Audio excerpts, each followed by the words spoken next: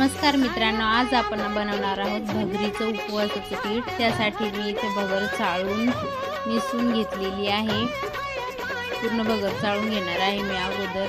त्याच्यानंतर मी त्याला निसून काढलेला आहे आणि कढईमध्ये भगर अशी भाजून घेणार आहे मी। बघू शकता तुम्ही इथे भगर भाजून घ्यायची आहे आपल्याला। पूर्ण भगर भाजून घेणार आहे मी अगोदर।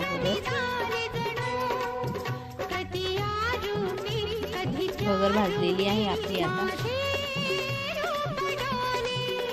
बघू शकते तुम्ही पूर्ण भगर भाजते मी अगोदर।